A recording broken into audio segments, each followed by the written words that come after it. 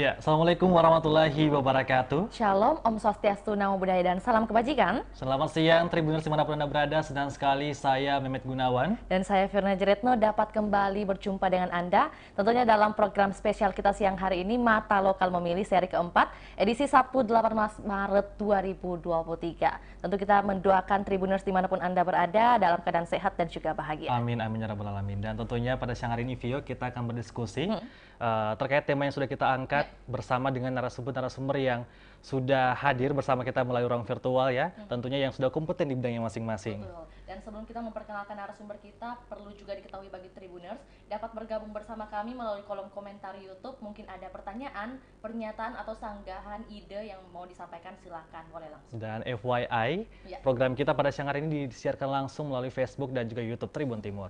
Untuk itu tidak perlu berlama-lama lagi, langsung saja tema kita hari ini, sistem pemilu proporsional tertutup atau terbuka. Nah, lagi-lagi kita bahas pemilu ya, tentunya karena program kita spesial, Mata Lokal Memilih.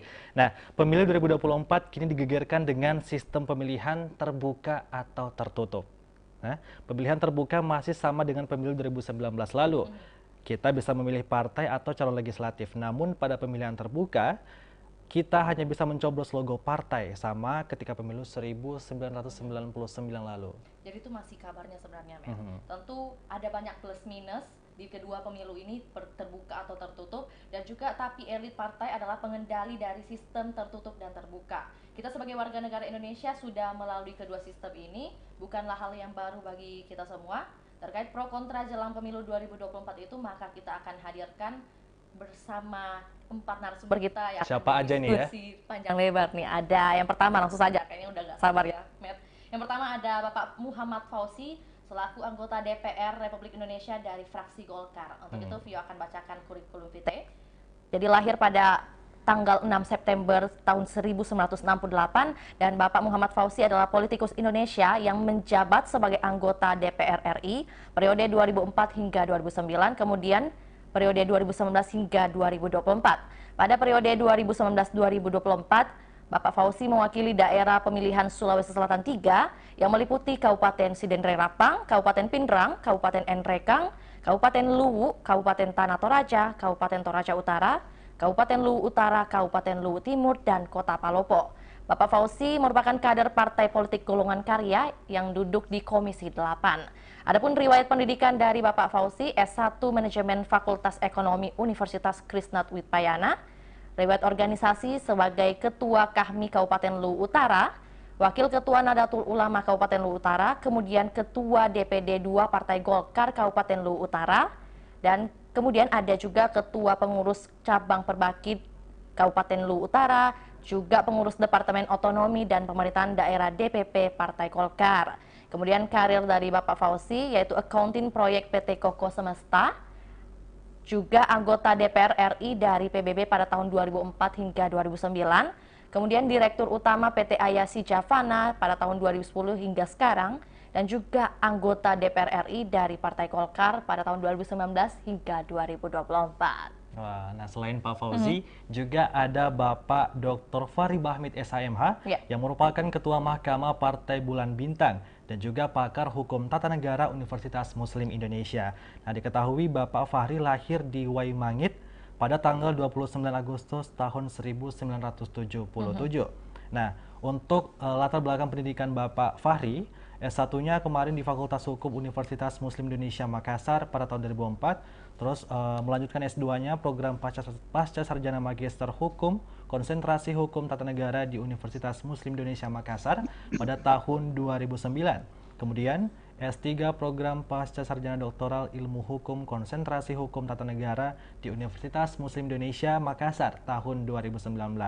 Berbicara soal penghargaan, Bapak Fahri ini sudah menerima beberapa penghargaan nih, diantaranya sebagai mahasiswa berprestasi lulusan terbaik program studi Doktor Ilmu Hukum, konsentrasi Hukum Tata Negara pada wisuda periode 1 tahun 2019 program Pasca Sarjana Universitas Muslim Indonesia tanggal 15 Juni 2019 dengan IPK 3,98 dan lama studi 30 bulan 2 hari. Luar biasa Luar ya. biasa. Nah, selanjutnya Man of the Year 2018 diberikan oleh IHRDP International Foundation. Mohon dikoreksi Pak Fahri kalau salah penyebutannya. Kemudian selanjutnya Indonesia Top Leadership Achievement Award 2018 diberikan oleh Citra Prestasi Anak Bangsa. Oke, kita melangkah ke narasumber kita yang ketiga, tentunya tak kalah keren dan juga luar biasa. Ada Bapak Dr. Imran Eka Saputra SHMH, selaku dosen administrasi negara Universitas Muslim Indonesia. Kemudian riwayat pendidikan, Fakultas Hukum Unhas tahun 2005, Pasca Sarjana UMI 2013, dan Program Doktor Ilmu Hukum Unhas 2017. Adapun karya ilmiah atau artikel jurnal yang telah dipublikasikan oleh Pak Imran, yang pertama efektivitas pengawasan Ombudsman Kota Makassar terhadap penyelenggaraan pelayanan publik di Kota Makassar, Kalabirang Law Journal, dan yang kedua buku Saku Pemuda KNPI dengan judul Gagasan dan Gerakan Pemuda Sulawesi Selatan untuk Pembangunan Daerah. Dan juga Bapak Imran selaku dosen Fakultas Hukum Universitas Muslim Indonesia, juga advokat dan konsultan hukum PT Bluebird Cabang Makassar. Adapun penghargaan yang didapati oleh Pak Imran, yang pertama Tokoh Muda Inspiratif Indonesia yang diberikan oleh Stiamkop Makassar, Bata Ilyas Award pada tahun 2018. Kemudian di tahun 2018 juga mendapat apresiasi atau penghargaan selaku Tokoh Muda Inspiratif yang diberikan Kabar Makassar Award. Dan yang ketiga, penghargaan Kapolda Sulsel, HUT Bayangkara yang ke-73, sebagai berperan aktif dalam membantu tugas Polri demi terciptanya keamanan dan ketertiban masyarakat pada tahun 2019. Nah, selanjutnya ada Bapak Muzakir Ali Jamil, yang merupakan Sekretaris DPW Partai Gelora Sulsel. Nah, Pak Muzakir ini menempuh pendidikan S1-nya itu di Teknik Elektro Universitas Hasanuddin, dan sekarang bekerja sebagai pengusaha, juga merupakan mantan anggota DPRD Makassar periode 2009-2014 dan 2014-2019. Organisasi saat ini yaitu sebagai pengurus Kadin Sulsel, pengurus IMI Sulsel, dan pengurus PAPSI Makassar. Luar biasa ya keempat narasumber kita pada siang hari ini, membuat kita minder tentunya karena dengan sejuta pengalaman, organisasi, pekerjaan. Jadi memang jam terbangnya sudah tidak dilakukan lagi tentunya. Jadi mungkin kita langsung aja ngobrolnya. Mungkin saya mau beralih ke Pak Fahri terlebih dahulu. Selamat siang Pak Fahri. Selamat siang. Wah, gimana kabarnya nih Pak? Baik, alhamdulillah. Alhamdulillah. Semoga semuanya dalam keadaan sehat walafiat. Amin amin ya rabbal alamin. Untuk saat ini mungkin sedang aktivitas apa Pak siang hari ini? Terima kasih loh Pak sudah menyempatkan waktunya untuk bergabung bersama kami di sini. Iya, semalam dari sejak kemarin ya, saya jadi narasumber untuk BIMTEK anggota DPRD se-Indonesia dari Partai Bulan Bintang. Saya dipercayakan oleh Prof. Yusril untuk membawakan materi. Ada beberapa materi yang sudah kami sampaikan dari sejak 2 hari kegiatannya di Hotel Peninsula Jakarta. Sampai saat ini masih tetap berlangsung. Dan di sela-sela kesibukan ini saya harus sempatkan waktu untuk bisa berjumpa dengan pemirsa dan tentunya Tribun Timur ya, yang berkesempatan untuk menginterview beberapa hal penting yang kami anggap wajib untuk kita sampaikan atau edukasi kepada masyarakat. Baik, terima kasih banyak Pak Fahri.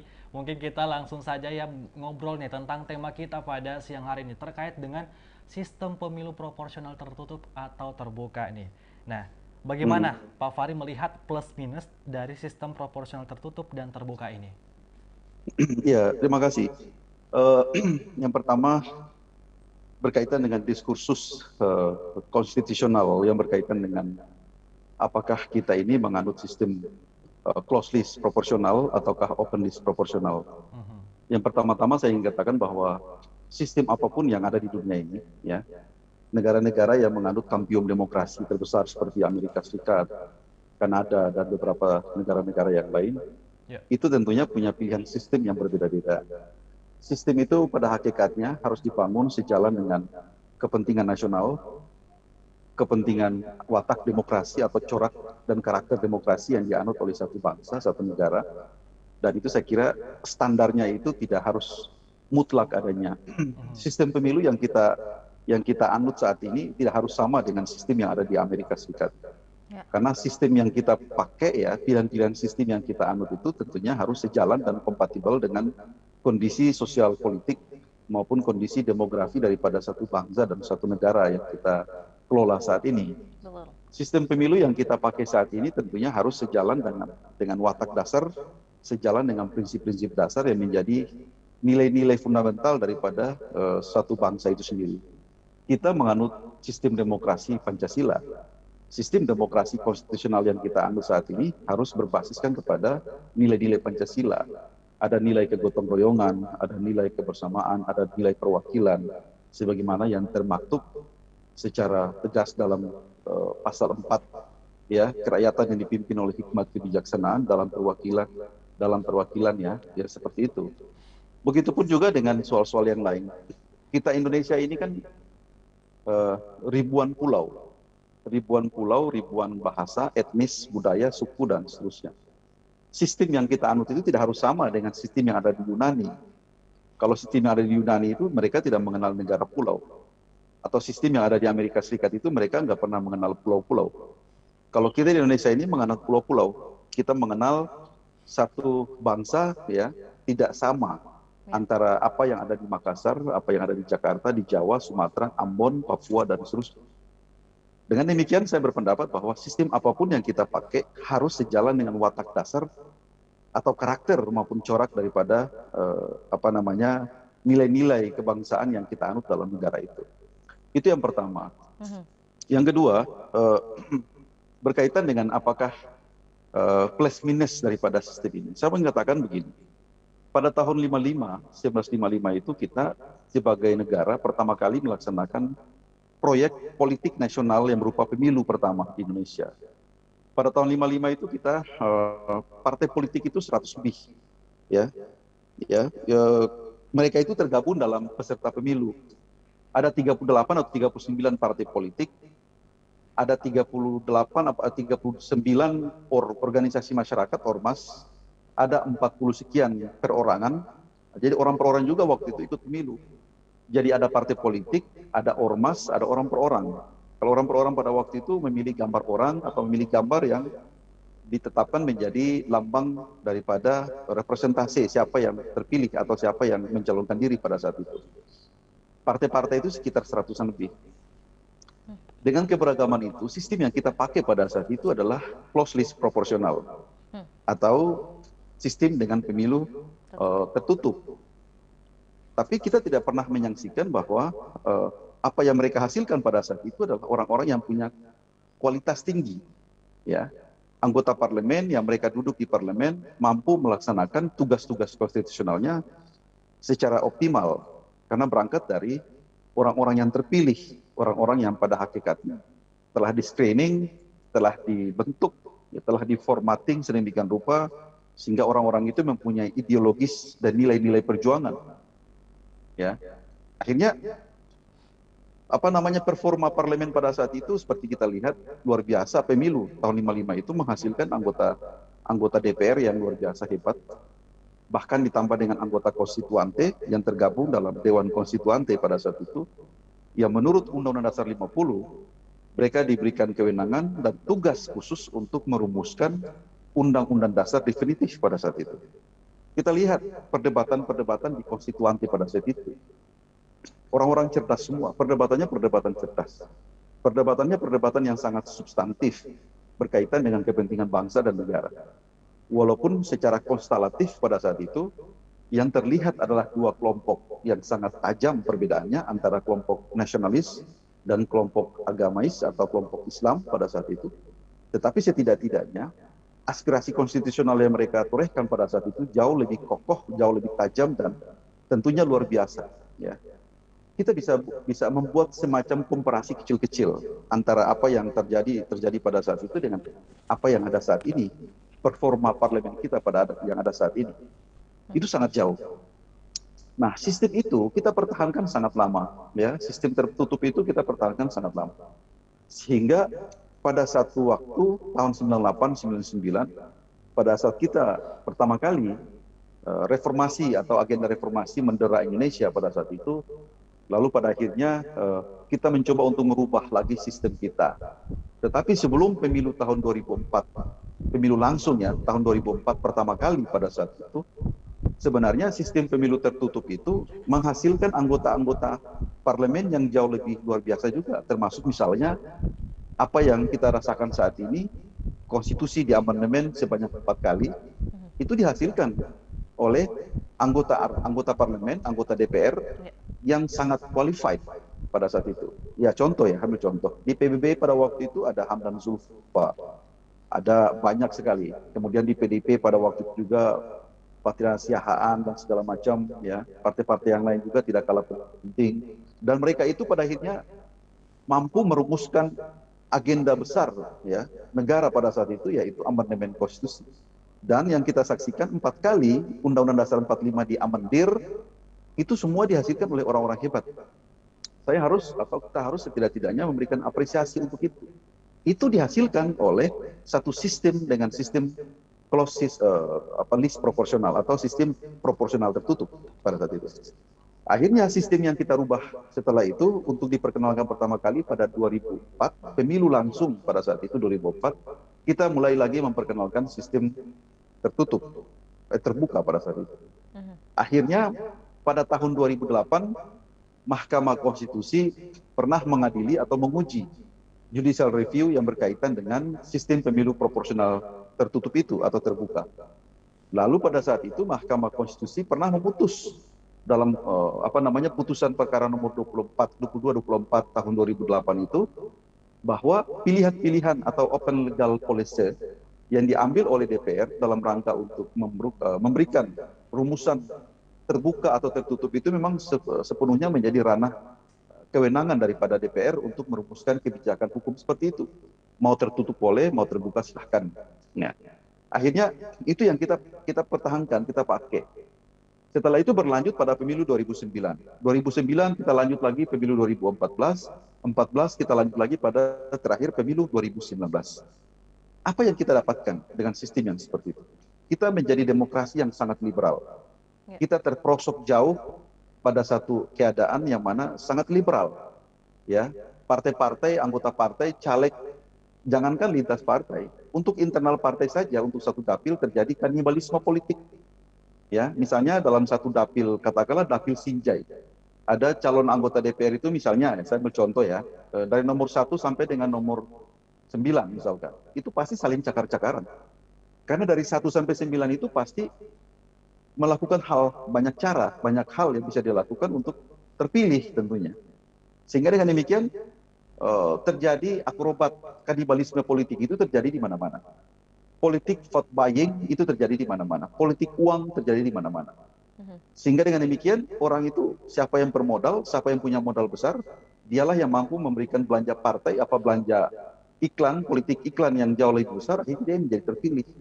Nah, keadaan seperti ini kadang-kadang itu membuat kita heran dalam artian, kok kita menawarkan satu sistem yang high cost, sistem pemilu yang luar biasa besar anggarannya, ya bukan anggaran untuk apa, tapi anggaran untuk pencitraan itu jauh lebih besar daripada anggaran untuk kepentingan rakyat. Mencitrakan diri itu ternyata memiliki anggaran yang jauh lebih besar. Ya, dan dengan demikian anggaran untuk membelanjakan iklan diri dan seterusnya itu menjadi luar biasa besar. Karena kenapa sistem yang kita pakai demikian? Kan pertanyaan mendasarnya begini, kita ini negara demokrasi, salah satu pilar demokrasi yang paling fundamental adalah partai politik. Itu menjadi doktrin universal, itu menjadi doktrin hukum yang diterima secara universal. Karena kita bukan negara komunis. Kalau negara komunis itu kan partai cuma satu saja. Tapi kalau kita negara demokrasi, partai harus lebih dari 2, katakanlah seperti itu. Ya. Nah, konsekuensi dari itu, kita harus memastikan bahwa partai politik itu sebagai satu institusi politik yang kuat, yang terpelihara, yang berkesinambungan, yang mempunyai program yang jelas, mempunyai ideologi yang jelas, yang pada akhirnya outputnya adalah bagaimana menata kehidupan bangsa ini ke arah yang lebih baik. Tetapi di sisi yang lain, kita menjadi aneh, menjadi ambigu dalam rangka untuk menentukan model dan pilihan-pilihan sistem yang kita pakai. Saya mengambil contoh, kalau kita bersepakat, kalau kita menyadari bahwa partai politik ini menjadi salah satu institusi politik yang sangat kuat. Partai politik itu harap ingat bahwa dia itu merupakan organ konstitusional. Dalam konstitusi itu penyebutan partai politik itu sangat banyak, lebih dari 7 kali, gitu kan? Di pasal 22E, di pasal 6A, 6B dan seterusnya, ya. Di konstitusi itu partai itu disebutkan berkali-kali. Artinya, ya, dia mempunyai intensi konstitusional yang sangat tinggi. Dia mempunyai konstitusional importansi yang sangat tinggi. Nah, dengan demikian kalau partainya itu begitu kuat, lalu turunannya itu ya kita kenal dalam Undang-Undang Nomor 11 2008 yang telah diganti dengan Undang-Undang Nomor 2 tahun 2011 tentang partai politik. Itu adalah derivatif daripada perintah pasal-pasal yang ada dalam konstitusi bahwa partai politik itu harus dibentuk. Tetapi kita tidak memberikan ruang yang cukup untuk partai politik itu mengeksplor beberapa hal yang berkaitan dengan penguatan sistem, termasuk kekaderan, termasuk rekrutmen politik yang dilakukan oleh partai politik. Ya contoh misalkan, kalau kita punya partai politik, ya tentunya kita berharap output dari partai politik itu hal-hal yang berhasil guna dan berdaya guna, termasuk mempersiapkan kader-kader atau calon-calon pemimpin masa depan. Itu diproses, dipabrikasi, diproduk lewat partai politik. Tapi kalau dengan sistem terbuka yang ada seperti saat ini, partai itu tidak peduli lagi untuk membentuk kaderisasi, tetapi cukup saja partai politik itu menghunting calon-calon potensial, orang-orang yang punya followernya banyak, orang-orang yang punya influencernya banyak, atau pemodal-pemodal yang punya banyak uang. Cukup saja dia membayar ketua umum partai, dia mendapatkan nomor sepatu atau nomor peci gitu ya. Nomor besar atau nomor kecil, itu bisa dilakukan secara transaksional. Partai nggak peduli bahwa apakah calon itu pernah mengikuti kekaderan, pernah mengikuti satu proses rekrutmen yang panjang, atau minimal satu standar kandidasi secara internal yang kira-kira kalau ketika satu waktu dia terpilih menjadi anggota parlemen, dia tahu apa yang dia lakukan dan dia harus kemana. Karena partai itu punya ideologi. Partai itu punya ideologi yang pada akhirnya nanti adalah bagaimana menata bangsa dan negara ini. Bisa dibayangkan kalau calon-calon atau kader-kader yang akan dicalekkan nanti, ya atau katakanlah partai belanja orang, belanja kader yang di luar partai yang tidak pernah dikader, yang penting dia punya duit, dia punya pengikut, dia punya followernya banyak. Itu artinya satu ketika kalau dia terpilih menjadi anggota DPR, saya sangat yakin bahwa tidak mungkin dia akan melakukan sesuatu yang menurut dia itu sejalan dengan ideologi partai politik yang dianutnya. Tidak mungkin.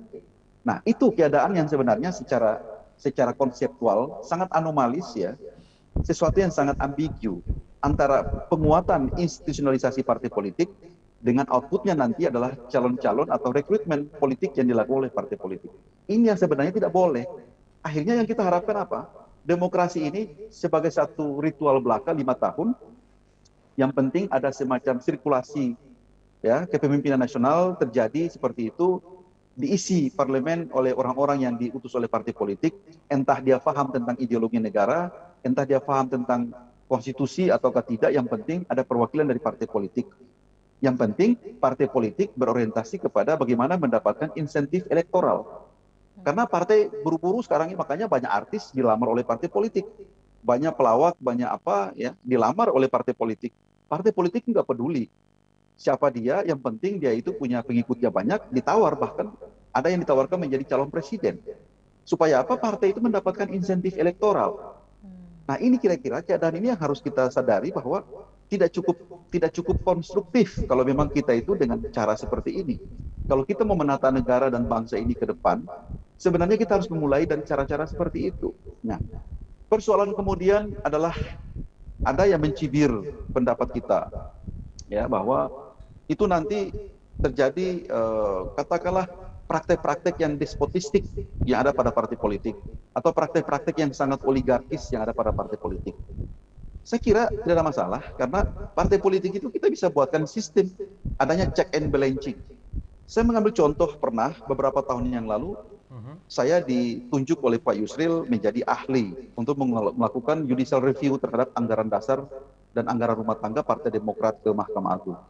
Pada saat itu semua orang maki-maki, semua orang itu mencaci kita.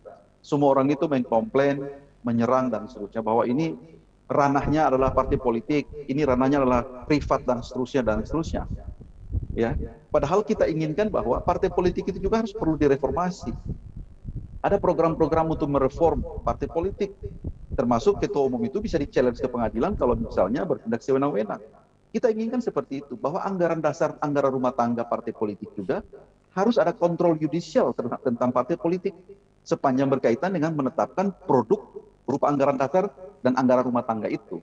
Karena anggaran dasar, anggaran rumah tangga itu bukan hal yang mustahil, pasti terjadi transaksi atau pasti terjadi keadaan yang mana menguntungkan orang-orang tertentu saja dalam partai politik. Itu kita tidak mau. Makanya saya sama Pak Yusril pada saat itu saya ditunjuk untuk menjadi expert, menjadi ahli dalam rangka melakukan judicial review ke Mahkamah Agung terhadap anggaran dasar partai politik. Itu pesan yang paling penting itu bahwa satu ketika partai politik juga ini harus direformasi, dalam artian partai politik itu tidak boleh bertindak secara elitis gitu ya, tidak boleh juga otoriter dan seterusnya. Tidak boleh lagi ada ketua umum itu yang dicalonkan atau menjabat ketua umum itu berkali-kali sampai seumur hidup dan seterusnya.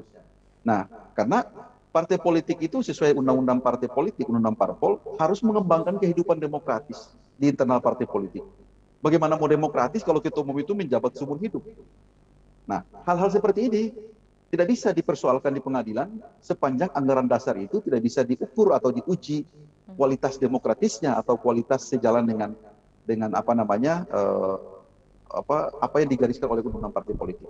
Nah, itu sebagai satu perbandingan bahwa konsekuensi jika diterimanya sistem tertutup ini, kalau ada yang menyaksikan bahwa partai politik nanti menjadi otoriter, maka partai politik itu harus kita reformasi juga.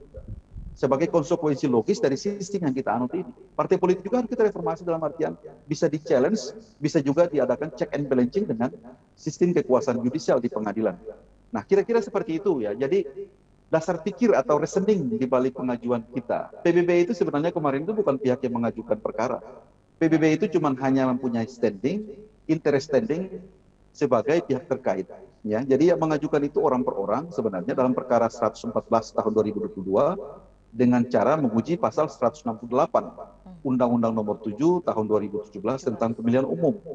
Di ayat 2, pasal 168 itu ayat 3 mengatakan sistem pemilu dilakukan dengan cara terbuka. Nah, pasal itu yang kita uji. Kita uji karena kenapa? Ketentuan pasal 22E ayat 3 Undang-Undang Dasar 45 itu mengatakan peserta pemilu untuk anggota DPR, anggota DPRD, kabupaten dan kota adalah partai politik. Ayat 4 mengatakan peserta pemilu untuk anggota DPD RI adalah perseorangan. Jadi standingnya di situ. Bahwa karena ini adalah partai politik adalah peserta pemilu, maka menjadi sangat logis kalau dalam konteks pengajuan atau pengusulan daftar caleg kepada KPU nantinya itu dengan sistem tertutup, itu menjadi relevan, senafas dengan apa yang dirumuskan dalam pasal 22E ayat 3 yang mengatakan bahwa partai politik adalah peserta pemilu untuk mengajukan anggota DPR, DPRD, kabupaten, dan kota. Nah, ini sebagai pemantik awal, semoga saja nanti ada feedback yang lebih konstruktif. Saya inginkan ada dialog yang lebih jauh, lebih tajam untuk kita menjawab soal-soal yang memang menjadi polemik di masyarakat saat ini. Satu hal yang pasti bahwa ini adalah satu edukasi yang baik, ya. Biarlah masyarakat menilai dan berpikir, biarlah ada proses dialektis seperti ini, sehingga bangsa ini bisa bergerak ke arah yang jauh lebih baik. Mungkin demikian yang dapat saya sampaikan sebagai pemantik awal ya. Saya yakin mungkin belum puas, tapi bisa kita kembangkan dalam dialog yang jauh lebih mendalam sekaitan dengan diskursus tentang proporsional terbuka atau tertutup ini. Dengan demikian saya kembalikan kepada moderator. Terima kasih. Ya, terima kasih banyak Pak Fahri. Wah, pernyataan yang sangat jelas dan akurat ya tentunya. Yang bisa saya tangkap memang poin pentingnya itu sistem apapun yang kita anut ataupun sistem apa yang sedang berjalan saat ini tentunya memang harus disesuaikan dengan kondisi bangsa itu sendiri ya. Era juga betul. Dan juga boleh dikatakan perkembangan zaman mungkin ya. Oke, tak perlu berlama-lama lagi. Tentu narasumber kita yang kedua kita akan beri kesempatan juga seperti oleh Pak Fahri. Ada Bapak Fauzi ya, terkait hal ini Pak, gimana pandangan Anda? Sebelumnya bisa tes mic dulu Pak Fauzi. Selamat siang Pak. Yang baru bergabung ya Pak Fauzi. Selamat siang, Assalamualaikum. Halo Pak Fauzi. Pak Fauzi sudah bersama kami? Mungkin lagi setel ini dulu ya mikrofonnya atau jaringannya. Oh, ke mute mungkin atau ke mute. Boleh dicek lagi Pak Fauzi sekali lagi. Gambar dan juga suara. Kalau nggak salah mungkin termute Pak, biasanya terjadi. Halo? Boleh dicek Pak, mic-nya udah ditekan nggak Pak? Ya, udah dinyalain belum nih Pak? Sepertinya belum ada suara keluar Pak, mungkin bisa dicek lagi Pak. Iya Pak. Tombol mute-nya mungkin masih tanda silang. Masih off nih suaranya nih. Iya, karena kami nggak bisa mendengarkan suara Pak Fauzi nih. Sudah bisa, Pak Fauzi? Pak Fauzi punya ada visualnya tapi nggak ada audionya, Pak. Mohon maaf, Pak. Apakah ini mungkin pengaruh dari perangkat HP-nya atau laptop mungkin yang digunakan?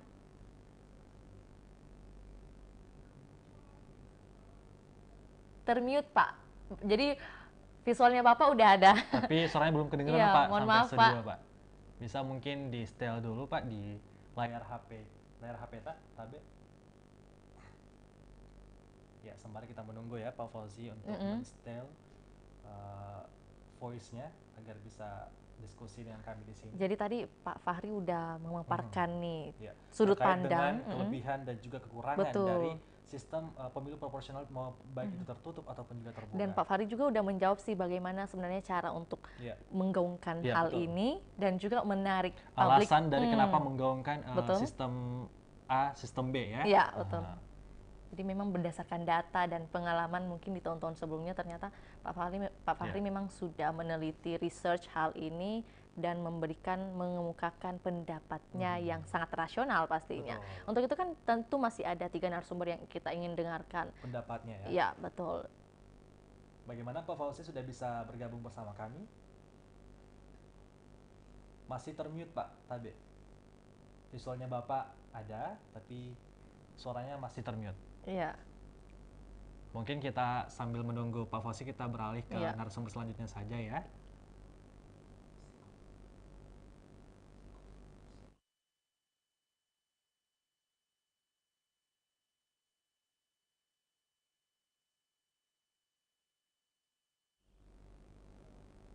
Ya. Kita beralih dulu ke narasumber kita yang ketiga.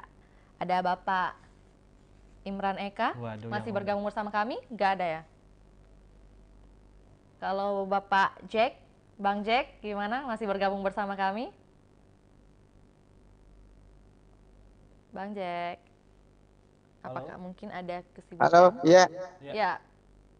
Gimana Pak? Udah siap Pak memberikan pernyataannya, statementnya Pak?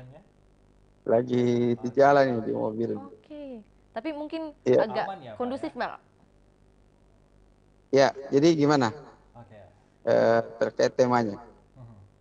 Iya Pak, kita ingin mendengar nih statement dari Bang Jack terkait tema kita hari ini selaku perwakilan dari Partai Gelora pastinya Pak. Iya. Ya, gimana Pak Baik. pandangan Anda melihat sistem proporsional tertutup dan terbuka? Ya, baik, terima kasih atas kesempatannya. Saya kira tema yang menarik karena sementara dalam proses judicial review di Mahkamah Konstitusi. Betul. Ya, saya mau menyapa dulu kakanda saya Pak Muhammad Fauzi. Oke, silakan Pak. Ya. Baik, saya kira kalau kita berbicara masalah sistem tertutup maupun terbuka, dua-dua dari sistem ini kan pernah diberlakukan di Indonesia dan kita sudah punya pengalaman untuk pelaksanaannya. Terakhir kan kalau tertutup itu di pemilu 2004 dan kita mulai terbuka di 2009 kemarin. Dan saya kira apapun kondisi yang sistem pemilu yang akan kita hadapi tentu saja itu akan kembali kepada bagaimana implementasi di lapangannya. Kalau bagi Partai Gelora, seharusnya dengan melihat pengalaman yang ada dan proses demokrasi yang sudah berjalan di Indonesia, selayaknya kita tetap setuju dengan proses atau sistem proporsional terbuka, karena proses demokrasi itu sangat berjalan dengan sangat baik dalam pola sistem itu. Kemudian masyarakat bisa memilih, menyalurkan hak pilihnya kepada siapa kemudian bakal caleg yang dirasa layak untuk kemudian mewakili aspirasinya di parlemen. Ini salah satu sisi positif dari sistem terbuka. Selain dari itu juga sistem ini juga membangun satu model komunikasi antara anggota DPR yang terpilih dengan masyarakat, dalam hal ini konstituennya. Karena kita lihat bahwa anggota DPR yang terpilih itu punya tanggung jawab untuk memastikan aspirasi yang disampaikan oleh pemilihnya bisa diperjuangkan sebagaimana harapan dari masyarakat yang diwakilinya. Dan itu pola komunikasi ini dalam sistem terbuka itu sangat intens. Makanya kita bisa saksikan saat ini bagaimana kemudian masyarakat bisa secara langsung menyampaikan aspirasinya, termasuk kritikannya terhadap kinerja anggota DPR, karena dia tahu, dia sangat memahami siapa yang punya kinerja baik, siapa yang tidak berkinerja baik, dilihat dari bagaimana intensitasnya dalam memperjuangkan harapan-harapan masyarakat. Dan itu hanya bisa maksimal prosesnya itu dengan sistem terbuka. Selain itu, dengan sistem terbuka itu kan sebenarnya membuka ruang yang sebesar-besarnya kepada anggota parlemen untuk bekerja secara maksimal tanpa harus ada intervensi yang berlebihan dari partai politik. Ya, mereka betul-betul menjadi wakil rakyat, bukan hanya sekedar wakil partai politik. Dan itu sangat membangun semua yang baik sebagai anggota DPR. Masyarakat bisa menilai langsung apakah anggota DPR yang dipilih bertanggung jawab terhadap aspirasi yang dititipkan atau tidak, dan mereka akan dihukum pada saat pemilu yang akan datang. Kalau memang mereka tidak punya kinerja baik, dia tidak akan dapat suara lagi dari masyarakat yang sebelumnya diwakilinya. Saya kira itu yang menarik dari sistem terbuka. Jadi sistem terbuka kita mengurangi intervensi partai politik kepada anggota parlemen untuk kemudian secara bebas memperjuangkan aspirasi masyarakat yang diwakilinya.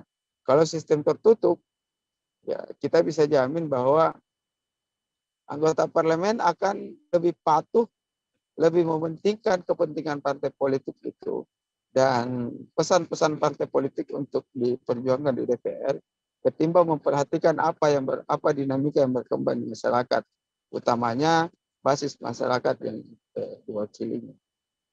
Dan karena itu Partai Gelora punya sikap bahwa kita tetap setuju untuk pemberlakuan sistem terbuka, karena ini yang dirasa lebih maksimal dalam menilai kinerja anggota DPR. Supaya suara anggota DPR itu bisa lantang terdengar di parlemen, karena dia betul-betul memperjuangkan apa yang menjadi aspirasi masyarakat. Saya kira itu pandangan-pandangan kami dari Partai Gelora. Ya, berarti dalam hal ini Bang Jack setuju dengan sistem proporsional terbuka, begitu ya? Tapi ya, apakah Anda karena setuju itu, juga? bagi saya itu sudah teruji ya. Sudah teruji, dan kalaupun misalnya dalam proses implementasinya selama ini dalam 2 atau 3 kali pemilu ada dirasa satu pola yang tidak maksimal, maka itu yang harus diperbaiki. Misalnya bagaimana kemudian rekrutmen partai politik dalam mencalonkan calon anggota DPR, itu yang harus diperketat. Jadi ada aturan-aturan tambahan yang harus dimasukkan, misalnya ya, anggota bacalek itu harus sudah menjadi pengurus minimal 5 tahun. Ada riwayat kepengurusannya dalam partai politik supaya bisa menjadi syarat untuk dicalonkan. Jadi proses kaderisasi yang ada di partai politik tetap berjalan. Kemudian fungsi anggota DPR ketika terpilih itu bisa lebih maksimal karena mereka hadir di parlemen dalam rangka memperjuangkan apa yang menjadi kebutuhan masyarakat yang diwakilinya. Seperti itu saya kira. Ya, Bang Jack, kemudian ada pertanyaan juga pastinya bagi Tribuners ingin mengetahui pendapat Bang Jack terkait jika mungkin Tribuners menanyakan hal ini, bagaimana dengan keadaan Partai Gelora yang termasuk masih baru untuk menggarap suara begitu, bagaimana yang dipersiapkan oleh Partai Gelora? Ya, kita di Partai Gelora tentu saja akan menyesuaikan setiap ada perubahan-perubahan dalam kepemiluan ya, kita pasti akan menyiapkan strategi-strategi apapun perubahan yang terjadi. Misalnya nanti ya Mahkamah Konstitusi menetapkan akhirnya menyetujui gugatan itu dan memberlakukan sistem tertutup, maka Partai Gelora tentu saja sudah punya strategi dalam memaksimalkan supaya masyarakat bisa memilih Partai Gelora nanti di 2024. Saya kira strateginya kita sudah siapkan, kita menyesuaikan saja setiap perubahan-perubahan yang ada. Dan kita optimis lah, insya Allah apapun model pemilunya nanti, insya Allah Partai Gelora bisa berkontribusi untuk pemenangan di 2024. Begitu kalian.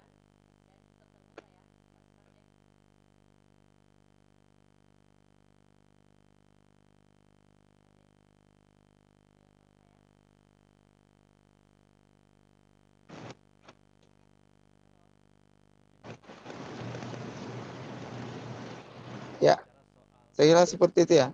Oke, terima kasih Bang Jack atas pertanyaannya. Kita kembali lagi ke narasumber kita yang selanjutnya, Matt. Ada Pak siapa lagi nih yang sudah siap nih? Nih mungkin yang sudah bisa bergabung bersama kami kembali di sini. Oh, yang tadi sempat terputus ya, Pak Fauzi. Gimana Pak Fauzi? Udah aman audio dan visualnya? Assalamualaikum. Waalaikumsalam. Selamat sore Pak. Sore. Iya. Suara kami udah aman? Iya, sudah kedengaran jelas, Pak. Iya.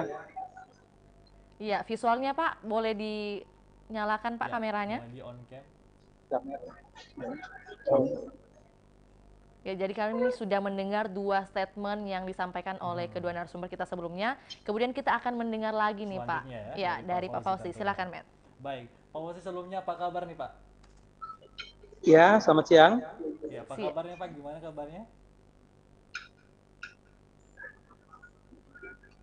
Kabar Pak Fauzi aman, baik, alhamdulillah baik, sehat. Sehat. Alhamdulillah. Oke Pak. Nah mungkin kita langsung aja ya. Iya Pak, suara kami udah kondusif. Ya. Gimana nih Pak, suara kami? Kalau yang laki-lakinya agak kurang jelas, perempuannya jelas. Iya agak kurang. Cek, udah kedengeran Pak? Halo? Ya. Udah aman Pak? Udah kedengeran? Ya kalau ya gimana? Ya. Mungkin bisa dialihkan Oke, iya Pak. Jadi kami sudah mendengar dua statement begitu yang seperti Vio sudah sampaikan. Tentu kita ingin mendengar lagi Pak dari Pak Fauzi sendiri selaku perwakilan begitu dari Partai Golkar. Ingin menyampaikan Pak, apakah Anda setuju dengan sistem proporsional terbuka atau tertutup, atau mungkin ada statement sanggahan yang mau disampaikan pada ruang diskusi kali ini, silakan. Ya, makasih. Assalamualaikum warahmatullahi wabarakatuh. Waalaikumsalam.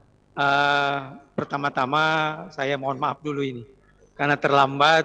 Ya, Pak. Sebenarnya terlambatnya tidak terlalu lama, cuma karena saya terus terang saya lagi ada di jalan, saya singgah ini. Jadi perlengkapannya saya tidak bawa. Laptop saya nggak bawa, saya pakai laptop teman tadi, ternyata masalah. Ini pakai HP sekarang ini. Mudah-mudahan bisa ikuti sampai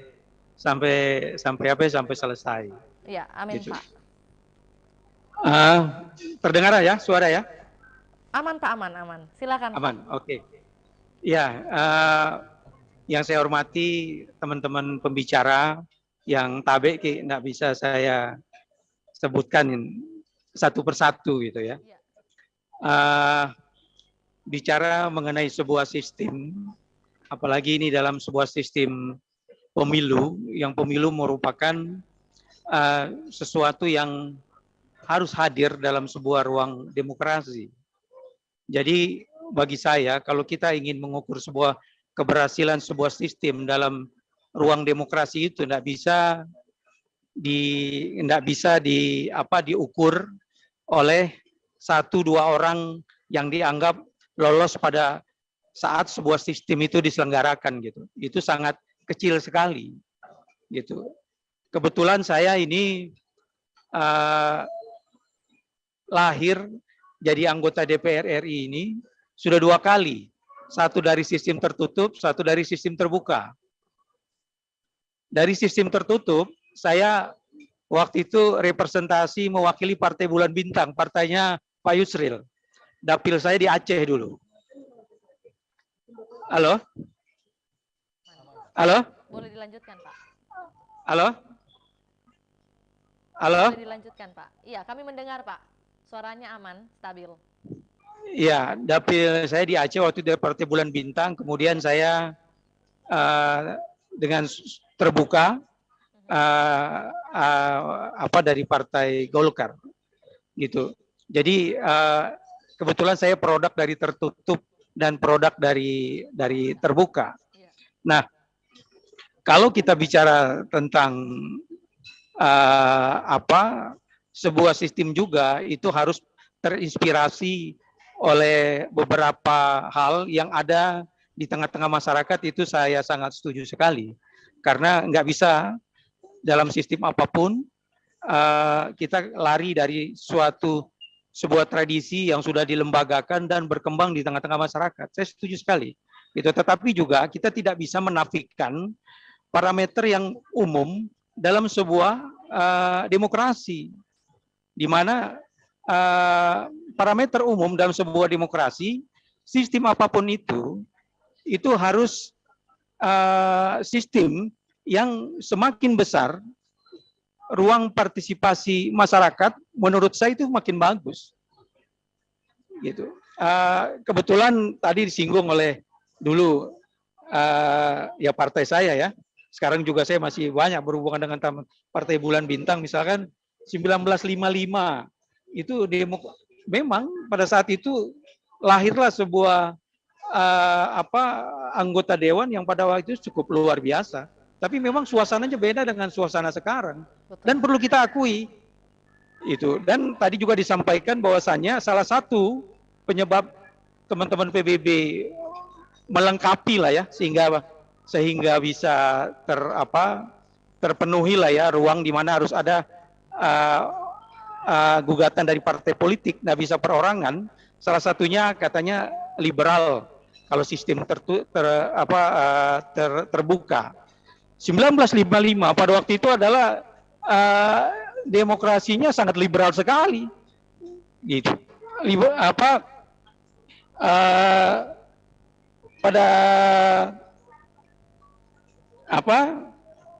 Halo? Ya, Pak, halo? itu?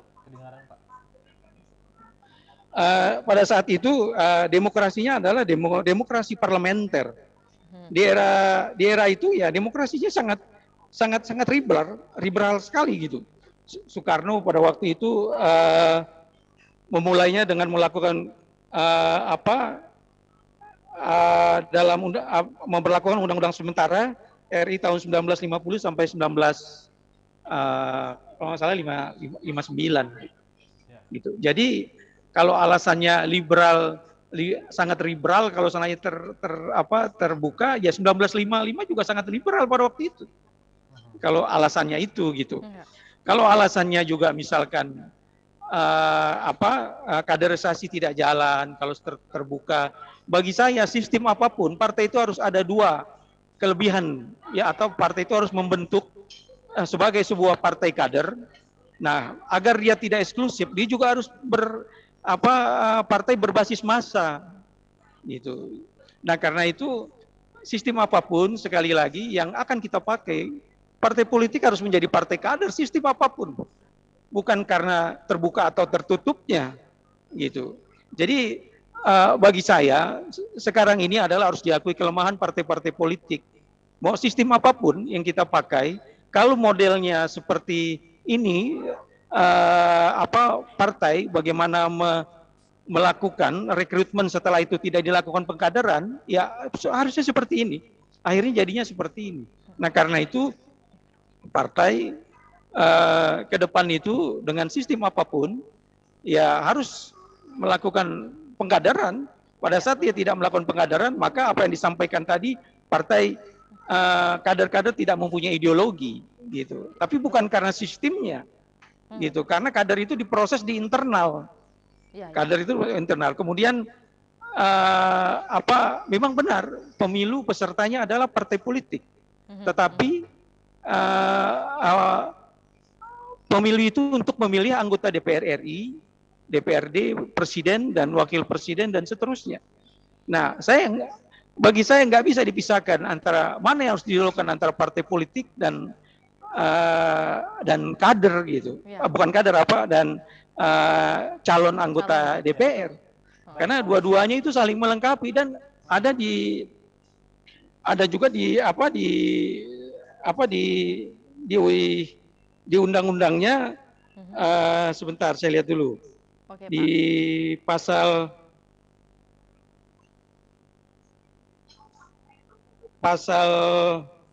Undang-Undang Pemilu pasal 22E ayat 2, pemilu diselenggarakan untuk memilih anggota DPR RI, DPRD, presiden dan wakil presiden dan DPD.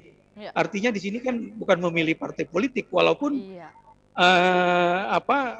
pemilu itu pesertanya partai politik, tapi tidak selesai di situ. Partai harus menyiapkan caleg-calegnya untuk dipilih. Jadi dia seperti mata uang, dia nggak bisa. Oh ini harus didahulukan, nggak bisa begitu. Dia harus dia harus saling melengkapi lah satu sama lainnya.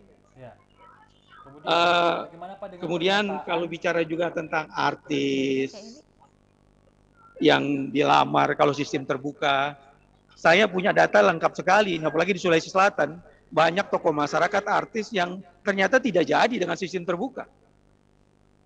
Jadi juga jangan lihat case-nya satu persatu. Coba kita lihat kalau case satu persatu, kita juga bisa membuktikan bahwasannya banyak juga artis yang tidak jadi, banyak juga tokoh masyarakat yang juga tidak jadi dengan sistem terbuka ini.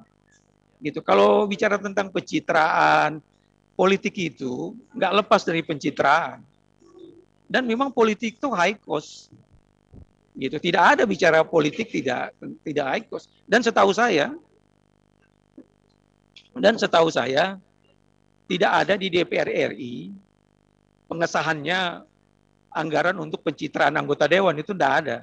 Nah kalau biaya itu dikeluarkan oleh pribadi, itu kan hak daripada anggota DPR RI untuk bagaimana setelah dia percaya, dia harus mempertanggungjawabkan apa yang diberikan tanggung jawab itu. Nah mempertanggungjawabkan ini adalah dia harus mendampingi dapilnya. Nah dalam hal mewakili dapilnya, apa-apa yang diperjuangkan dia harus sampaikan ke ruang publik. Itu bukan, bagi saya itu nggak bisa juga dibilang pencitraan semata. Gitu. Jadi apa yang dia lakukan terukur. Nah kalau dia mau menyampaikan kumpul semua pemilihnya kan nggak mungkin. Makanya ruang publik melalui media, apalagi sekarang media sosial, ini menjadi sebuah sarana alat untuk menyampaikan apa-apa yang sudah diperbuat. Kalau ujungnya pencitraan ini baik, itu hal yang wajar. Nggak bisa lepas dari pencitraan itu politik. Kalau kita tidak mau, jangankan di politik, di sektor-sektor lain saja, pencitraan itu menjadi satu hal yang nggak bisa dipisahkan. Karena pada saat kita bekerja baik, apapun pekerjaan kita, pasti respon kita juga baik. Respon masyarakat juga baik. Gitu. Bukan kita, artinya respon masyarakat. Karena biar bagaimanapun, pada saat kita bekerja baik, mudah-mudahan persepsi masyarakat juga baik terhadap kita. Nah, pada saat persepsi baik masyarakat terhadap kita, pasti perlakuan masyarakat terhadap kita, baik kita mau maju lagi juga insya Allah baik. Karena dalam ilmu psikologis itu kan persepsi itu yang mempengaruhi perlakuan kita terhadap orang lain atau terhadap sesuatu yang ada di tengah-tengah kita. Ya. Baik, gitu. Pak Jadi kemudian, gitu. Halo? Ya. Oke, sementara itu dulu. Pernyataan terkait pemilu terbuka atau tertutup sama saja karena tetap partai dalam kendali. Bagaimana Pak pendapat Bapak tentang pernyataan hal itu? Ya, Pak Fauzi mungkin bisa diulang lagi oleh Mehmet pertanyaannya. Apa? Ya, gimana Pak Ya, nih? Ada pertanyaan gimana? pernyataan bahwa pemilu terbuka atau tertutup sama saja karena tetap partai dalam kendali. Bagaimana Pak Fauzi melihat pernyataan ini? Bagi saya satu hal yang sangat berbeda. Yang satu memilih partai, yang satu memilih orang. Oke. Gitu. Ya. Dan itu dia tadi, prinsipnya adalah dalam sebuah alam demokrasi, sistem yang terbaik adalah sistem yang membuka ruang sebesar-besarnya partisipasi masyarakat. Semakin kecil, masyarakat tidak ada kompromi, tidak ada negosiasinya terhadap siapa yang mau dipilih.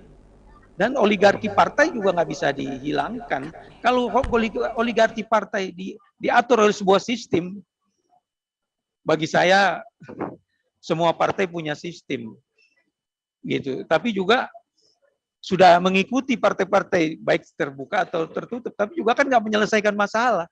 Karena selama ini kita belum ada survei yang survei yang menghasilkan sistem terbuka ternyata lebih kurang sistem terbuka melahirkan korupsi lebih banyak dibanding tertutup. Ini belum ada, gitu. Semuanya masih sekedar persepsi kita. Kalaupun ada data-data sifatnya sangat parsial sekali, gitu. Tapi umumnya dalam sebuah alam demokrasi, karena suara rakyat suara Tuhan, karena itu ruang partisipasi masyarakat rakyat atau masyarakat harus dibuka sebesar-besarnya. Pada saat ada sistem yang kita pilih ternyata memperkecil ruang masyarakat, saya pertanyakan gitu si partai tersebut, gitu. Betul. Bahkan jadi memang jelas partai modern itu sekarang ini ya kecenderungannya sudah memang ruang partisipasi masyarakat itu dibuka sebesar-besarnya. Kalau kita mau kembali lagi terus, saya pikir kita setback ke belakang dalam kita berdemokrasi. Bagi Golkar sebenarnya nggak ada masalah, karena Golkar itu di zaman Orde Baru dia sukses dengan sistem tertutup itu. Tidak ada masalah, cuma kita ini sayang demokrasi kita, perjuangan demokrasi ini yang merupakan salah satu poin daripada pikiran-pikiran reformasi adik-adik kita, akhirnya terkikis dengan hal-hal yang seperti ini. Hanya ada kepentingan-kepentingan semata. Oke, politik itu kepentingan. Tapi juga jangan kepentingan itu dibelangkakan dibandingkan hal-hal yang sangat prinsip dalam demokrasi. Silakan, kita ini semua punya kepentingan. Hidup aja ini kepentingan. Ya, Pak Fauzi, mungkin cukup untuk sesi pertama ini, Pak Fauzi. Ya, kita lanjut pada sesi kedua nanti, Pak Fauzi. Tentunya betul sekali yang dikatakan oleh Pak Fauzi tadi, sebagai orang yang sudah mengalami dua produk ini tentunya tertutup dan terbuka, menyatakan dengan sangat jelas dan tegas bahwa memang sangat berbeda antara sistem pemilu proporsional tertutup dan juga terbuka. Dan kemudian Pak Fauzi ini sebenarnya lebih cenderung ke proporsional terbuka dari statement yang sudah disampaikan. Oke Pak Fauzi, nanti kita akan kembali kepada sesi kedua kita. Tentu sabar sebentar Pak, kita akan menanyakan lagi pendapat atau statement Bapak. Kita akan beralih ke narasumber kita yang terakhir. Sudah bersama kami ada Bapak Imran, Bapak Imran Eka. Masih setia bersama kami Pak, terima kasih Pak Imran. Assalamualaikum, selamat siang. Ya, masih.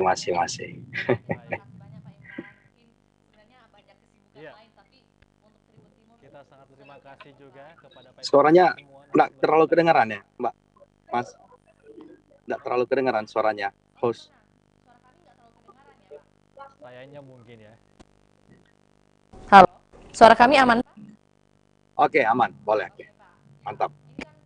Kalau Pak Imran sendiri selaku administrasi negara, tentu pertanyaan kami ini tidak jauh-jauh dari masalah. Enggak kedengaran suaranya, Mbak. Enggak kedengaran suaranya. Ya baik, kalau saya kedengaran Pak mungkin. Oke, kedengaran. Oke, baik. Aman. Nah, tadi kita sudah mendengar pernyataan dan juga argumen dari beberapa narasumber kita sebelumnya. Ada Bapak Fahri dan juga ada Pak Fauzi, juga ada Pak Jack juga tadi yang menyampaikan argumennya tentang tema kita pada siang hari ini, yaitu tentang sistem pemilu proporsional tertutup ataupun juga terbuka. Nah, sekarang kita beralih ke Pak Imran nih yang kita ketahui sebagai dosen administrasi negara juga ya. Tentu kita akan menanyakan terkait hukum pastinya. Administrasi hukum. Bagaimana Anda melihat administrasi hukum jika ada perubahan tiba-tiba dari sistem pemilu terbuka ke tertutup nih Pak? Suara saya aman? Pak Imran? Halo, Pak Imran? Oke, mungkin bisa saya ulang pertanyaannya. Bagaimana Pak Imran melihat administrasi hukum dalam jika ada beberapa tiba dari sistem pemilu terbuka dan dan tertutup? Bagaimana administrasi hukum? Jadi pada prinsipnya seperti ini. Kalau melihat fenomena beberapa belakangan ini muncul permohonan sekaitan dengan pengujian undang-undang pemilu ya, Undang-Undang Nomor 7 Tahun 2017 tentang pemilihan umum. Di mana salah satunya itu diajukan oleh anggota partai politik ya dari PDIP.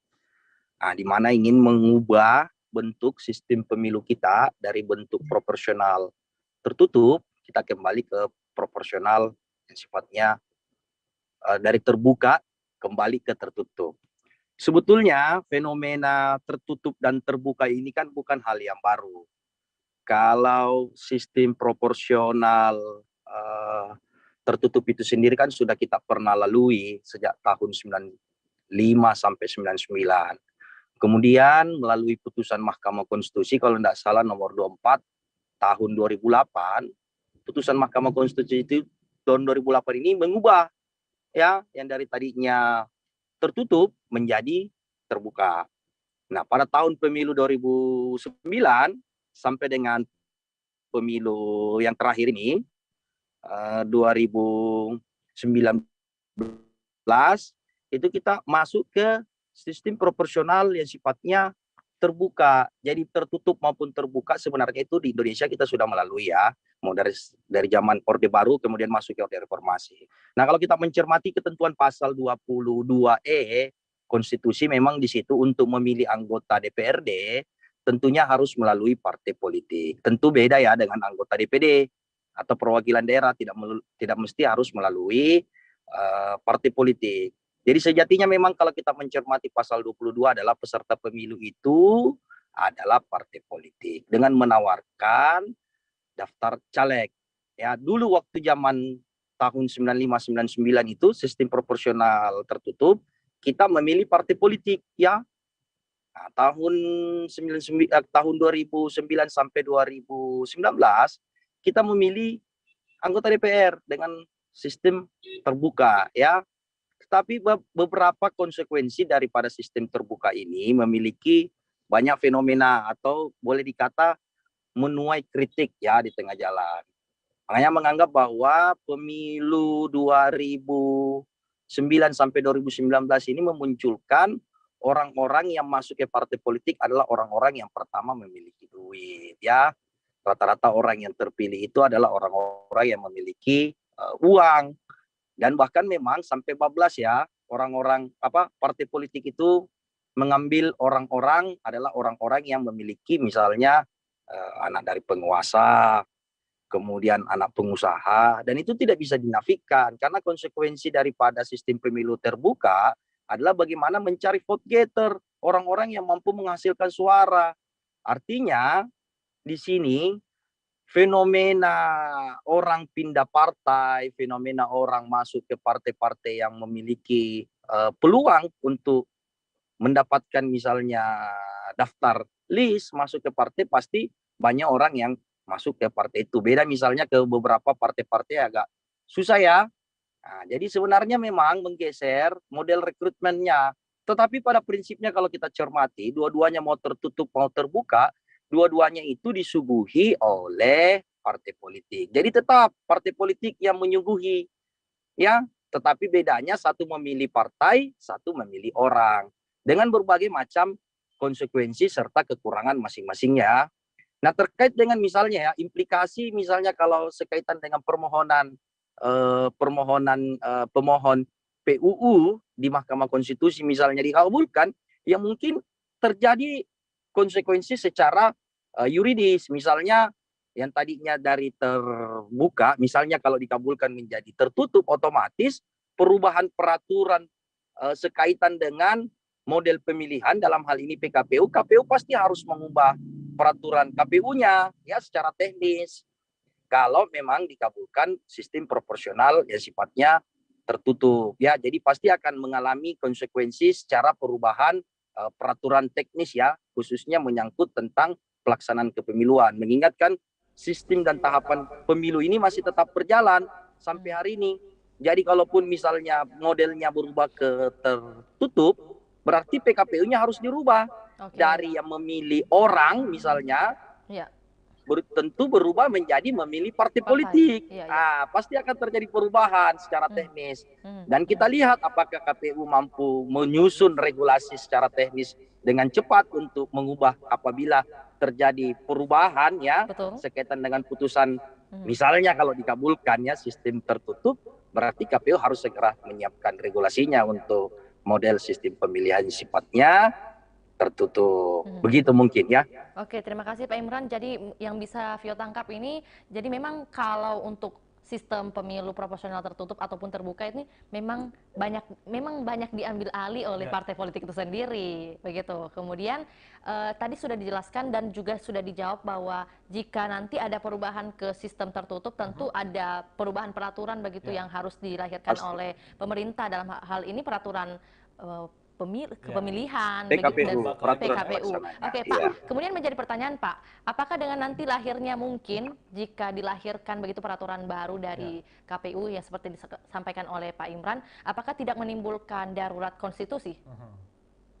Saya pikir tidak mengubah darurat konstitusi ya, karena yang diuji ini kan adalah undang-undang pemilu yang dianggap bertentangan dengan beberapa pasal di dalam konstitusi, misalnya dalam pasal 22E. Saya rasa paling yang berimplikasi secara politik ya, karena kalau kita lihat pendapat di rapat kita lihat kemarin sidang di Mahkamah, pandangan DPR saja itu terbelah ya, antara pandangannya Pak Supriyansa dari Golkar dengan Arteria Dahlan dari PDIP, itu masing-masing punya argumentasi ya secara yuridis. Jadi kalau kita melihat sebenarnya implikasi secara hukum, mungkin kalau saya menganggap bahwa KPU bisa saja langsung mengubah peraturannya secara teknis. Tetapi implikasi secara politik, karena di DPR sendiri, pandangan DPR waktu hadir di sidang Mahkamah Konstitusi itu pandangannya terbelah. Jadi kalau saya melihat paling yang akan terjadi ya implikasi secara politik, dan pasti implikasi politik itu nggak bisa dihindari ya. Yang namanya ini adalah undang-undang pemilu yang diuji, dan paket undang-undang pemilu ini setiap rejim selalu mengalami perubahan ya. Paket undang-undang pemilu ini mungkin karena adalah domainnya adalah politik, jadi sehingga segala sesuatu ini pasti memiliki implikasi kepentingan plus minus, baik dari partai yang setuju, dari misalnya dari partai yang setuju sistem proporsional tertutup pasti punya kepentingan politik sendiri. Begitu pula juga dengan sistem proporsional terbuka ya. Jadi masing-masing pasti punya kepentingan. Jadi kalau saya melihat dan mengukur paling implikasinya secara politik. Namun secara ketatanegaraan tidak akan memiliki implikasi secara ketatanegaraan ya. Mungkin seperti itu. Jadi memang untuk menjawab apakah sistem pemilu tertutup atau terbuka ini ada di tangan KPU juga. Apakah bisa dengan cepat sigap begitu membuat peraturan ya Pak? Jadi putusan Mahkamah Konstitusi itu wajib dilaksanakan ya. Wajib dilaksanakan. Harus, karena putusan Mahkamah Konstitusi itu berlaku untuk semua dan kedudukannya sama dengan undang-undang ya. Jadi kalau misalnya terjadi perubahan, dikabulkan permohonan pemohon ini, maka konsekuensinya KPU harus menyesuaikan untuk mengubah peraturannya secara teknis, karena itu wajib untuk dilaksanakan putusan Mahkamah Konstitusi itu ya. Oke, siap. Terima kasih Pak Imran. Kita akan kembali ke sesi kedua Pak, tentunya mohon masih bersama kami ya Pak. Nah, terima kasih. Ini dulu ya. Setelah break nanti kita akan melihat apakah ada pernyataan ataupun pertanyaan yang ingin ditanyakan warganet di kolom komentar YouTube ya. Oke, kita akan kembali setelah jeda berikut ini.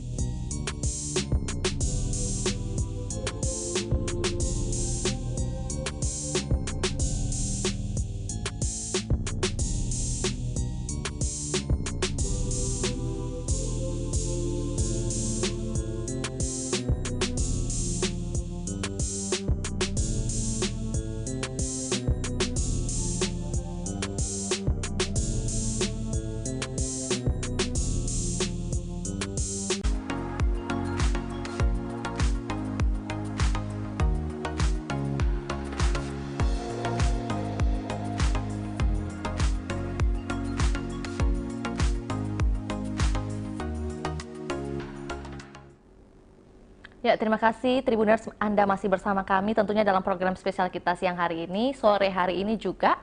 Dan tentu Mata Lokal Memilih seri keempat ini kita masih membahas terkait tema kita yang sangat luar biasa, sistem pemilu proporsional terbuka atau tertutup. Dan pada sesi kedua kita kali ini, tadi di sesi pertama kita sudah ngobrol banyak, sudah diskusi banyak dengan narasumber-narasumber kita tentunya, mulai dari Pak Farid, kemudian juga Pak Fauzi, Pak Imran, Pak Jack juga tadi sudah mengeluarkan argumen-argumennya ataupun statementnya, pendapatnya tentang sistem pemilu proporsional terbuka bahkan dan juga tertutup, bahkan pengalaman-pengalamannya juga sudah dipaparkan ya tadi ya.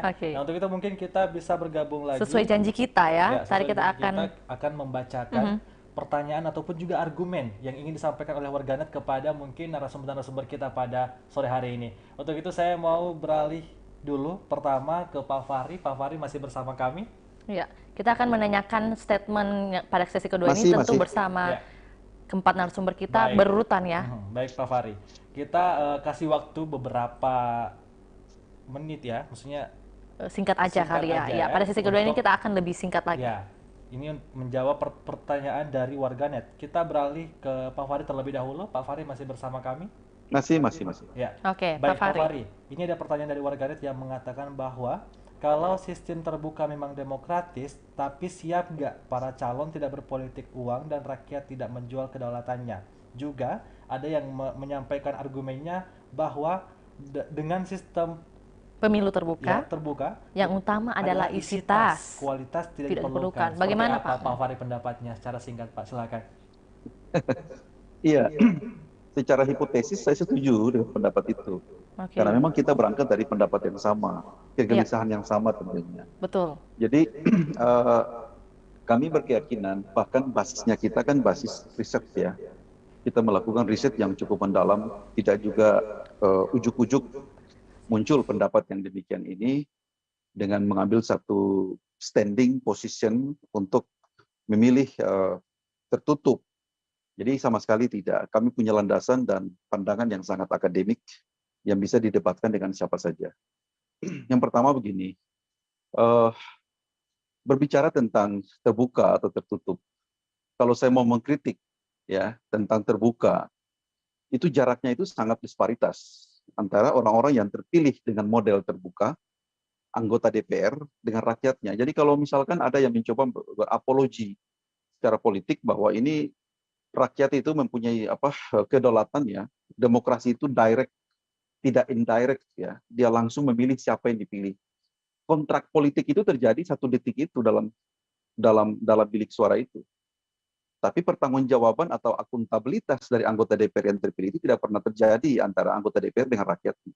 Saya mengambil contoh ya, saya mencoba untuk langsung saja menunjuk batang hidung tentang jarak antara anggota DPR yang terpilih dengan model terbuka dengan kepentingan atau interest daripada publik atau rakyat yang dipilihnya, yang memilihnya.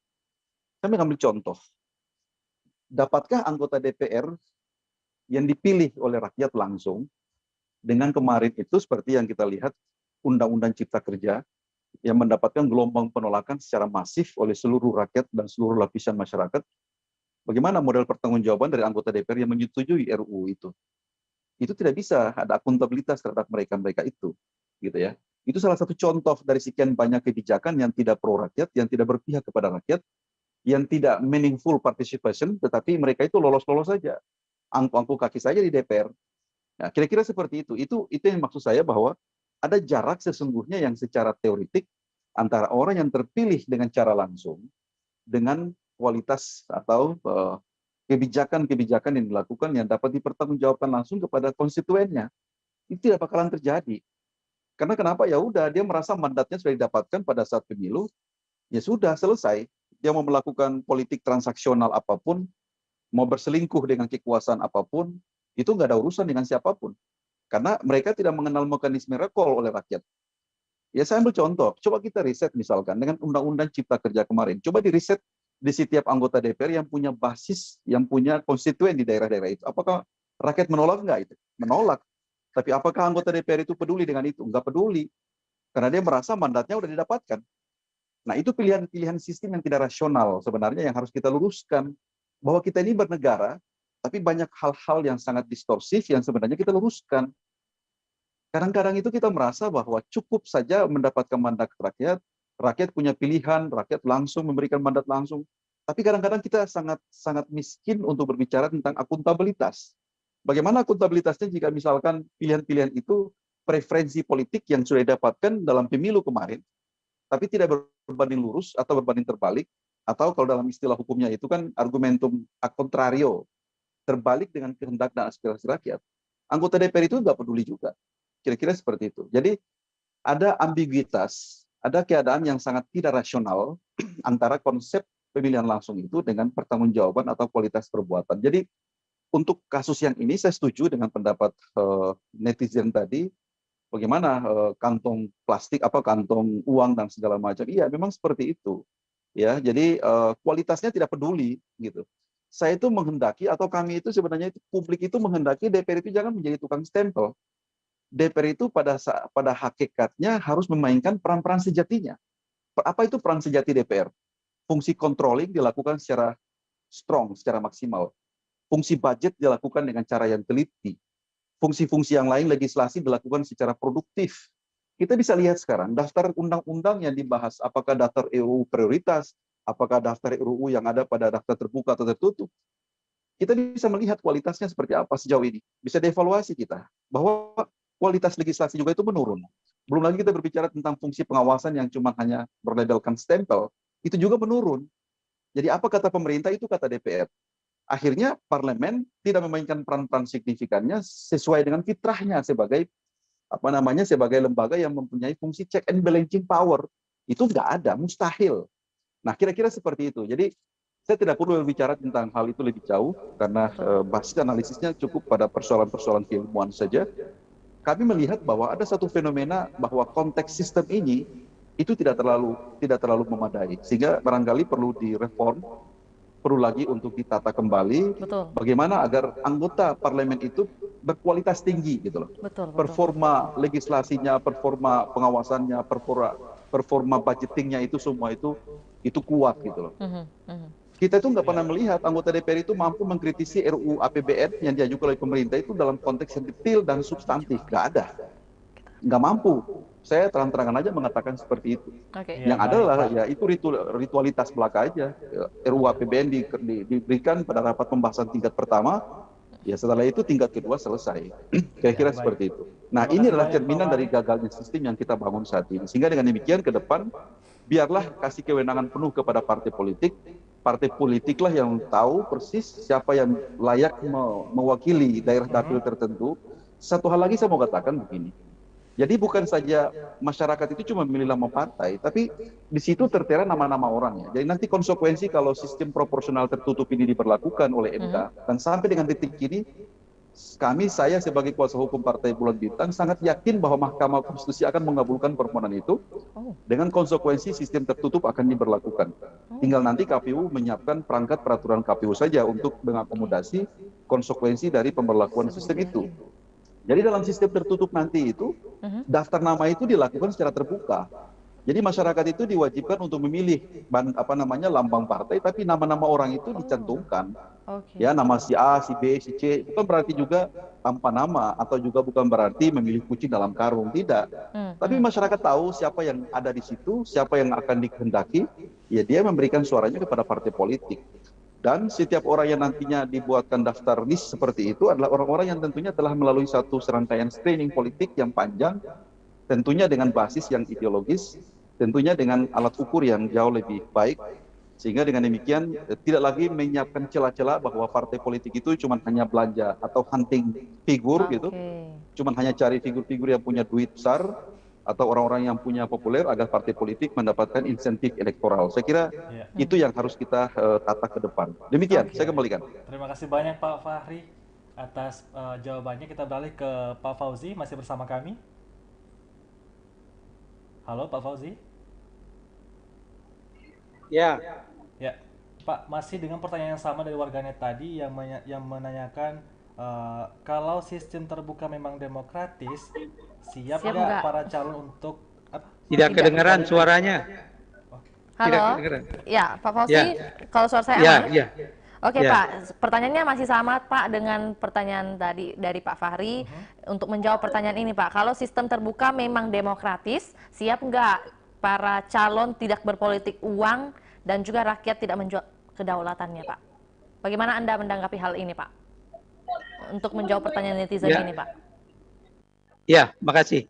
Kalau bicara ditanya partai siap atau tidak, itu ya apapun kondisinya, partai itu harus siap. Nah, siap ini bukan saja bukan partai politik saja yang harus siap, tapi elemen lain yang secara langsung maupun tidak langsung terhadap suksesnya sebuah perhelatan demokrasi itu juga harus didorong, karena kita ini setuju saya, ini keprihatinan kita bersama. Misalkan penegakan hukumnya juga tidak maksimal. Kalau seandainya ada partai politik atau kader partai politik yang melakukan suatu kesalahan, termasuk penyelenggara di sana, ini bukan hanya partai politik.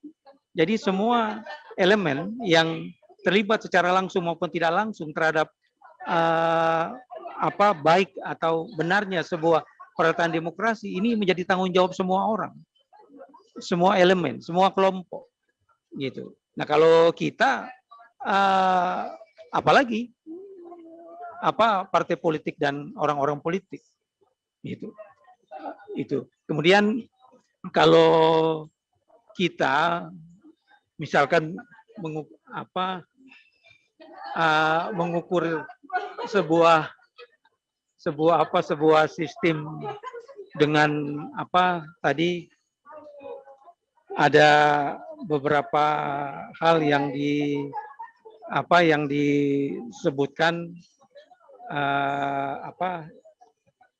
oleh pembicara sebelum kita break ya. Saya sedikit ingin meluruskan dulu bahwasannya jangan dilihat apple to apple gitu. Yang tadi pembicara DPR itu pecah. DPR itu kalau mau bicara mana suara yang resmi DPR, yang dibacakan Supriyansa. Karena sebelumnya sudah dibicarakan 8 setuju, 1 menolak. Bukan suara DPR resminya pecah, enggak begitu. Gitu. Yang dibacakan oleh Supriyansa itulah yang menjadi suara resmi DPR, karena itu dibahas di dalam Komisi 2. Ya, kalau PDIP memang dia tidak setuju, ya memang PDIP tidak setuju. Tapi ya Atta Dahlan itu bukan orang yang ditunjuk untuk membicarakan, untuk menyampaikan pendapat dari DPR. Itu saya mau luruskan. Memang PDIP tidak setuju. Tapi suara resmi DPR, pendapat DPR dalam sidang MK itu yang dibacakan oleh Saudara Supriyansa. Masalah nanti pendapatnya seperti apa ya, kita tunggulah, kita serahkan semuanya ke Mahkamah Konstitusi. Kemudian yang tadi saya lupa, apa yang disampaikan oleh saudara saya dari Partai Bulan Bintang, mengukur tadi ya, saya lupa, mengukur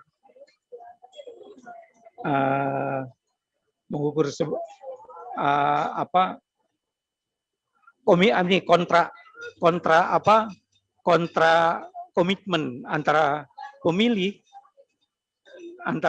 dan caleg terpilih itu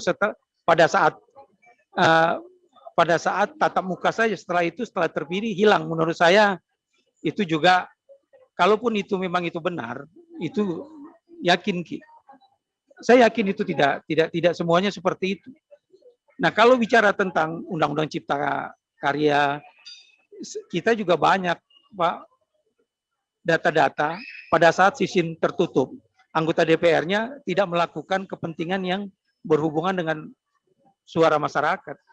Misalkan BBM, yang lain-lain. Itu banyak sekali juga, Pak.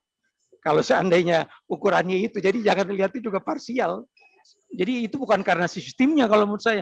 Kalau sistem berkualitas atau tidak calon anggota dewan itu dari partai, bukan dari sebuah sistem. Bagaimana partai mau menciptakan kadernya, kemudian ditawarkan kepada masyarakat. Gitu.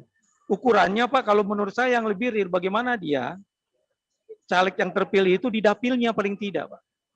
Kalaupun itu benar, hal-hal yang kebutuhan publik, tapi mungkin ada pertimbangan-pertimbangan lain. Saya pun dulu waktu di Bulan Bintang juga begitu. Ada hal-hal yang masyarakat tidak memahami kondisi yang ada. Gitu. Nah, sementara kita lihatnya lebih luas, Pak. Mungkin kita bisa bertanya pada saat Pak Yusril, ketua saya pada waktu itu, tentang Perpu anti teroris. Waktu itu tidak populis di publik, Pak. Tapi Pak Yusril tetap mengeluarkan. Kesannya Perpu anti teroris itu perintahnya adalah menangkap Basir pada waktu itu. Padahal tidak seperti itu, Pak. Gitu. Jadi kalau kita mau mengukur itu, menurut saya mungkin kurang relevan. Kalau bicara demokrasi kita masih sakit, iya, masih sakit. Nah, karena itu sama-sama kita perbaiki ini, tapi tetap ruang-ruang partisipasi masyarakat jangan ditutup, gitu. Harus dibuka selebar-lebarnya, gitu. Kalau ditutup, ya memang dalam memilihnya nanti ada nama-nama calegnya, kemudian ada partainya. Tapi yang dilihat kan suara partainya, Pak. Jadi pada saat suara kita suara yang paling besar, misalkan nomor 7, jumlah kursi 10, tetap saja yang dapat nomor 1, Pak. Nah, bagaimana unsur keadilan itu? Ya, jadi gitu. memang masih ya. Halo? Halo? Iya. Halo? Halo? Kita beralih ke Pak Imran. Halo? Kita beralih ke Pak Imran. Ini sudah ada pertanyaan juga nih dari kawan kita Tribun atas nama Agus Sutrisno. Jadi Kak Agus ini berstatement bahwa proporsional tertutup, siap-siap 75% golput Indonesia mundur dalam berdemokrasi. Nah, kita ingin mendengar pendapat Eka, karena di sesi kemarin juga kita sudah berdiskusi bersama Pak Imran bahwa masalah pemuda dan juga 60% itu kan didominasi oleh pemuda. Nah, sedangkan kalau dari statement Kak Agus ini bahwa katanya kalau tertutup siap-siap 75% itu akan golput. Berarti bisa dibilang ini peningkatan. Iya, lebih banyak golputnya sebenarnya. Pak Imran, iya, gimana Pak? Udah ada ketahuan nih, Pak.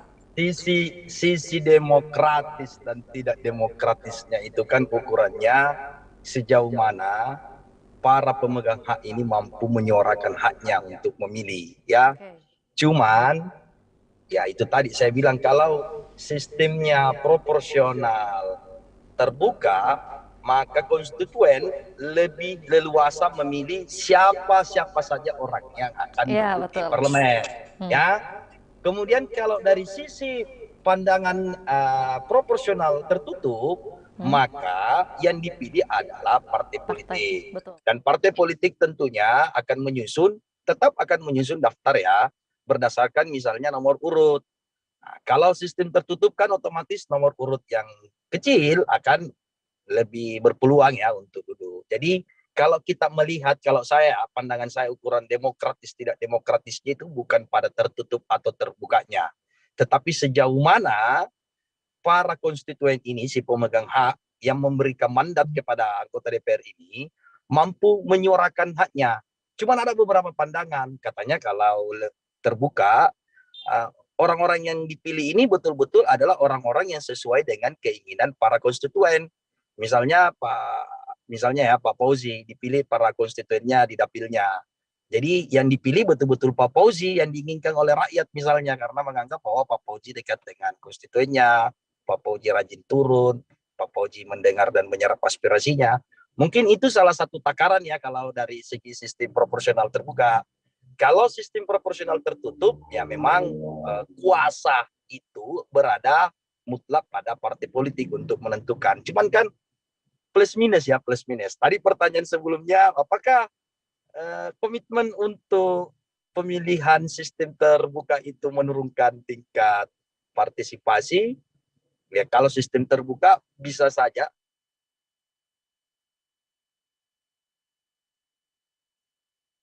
dia lebih tinggi partisipasinya karena akan didorong oleh menurunkan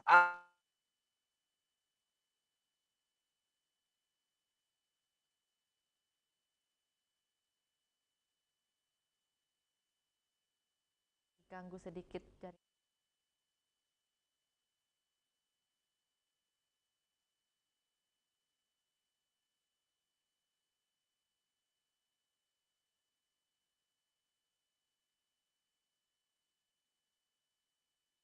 manipulasi.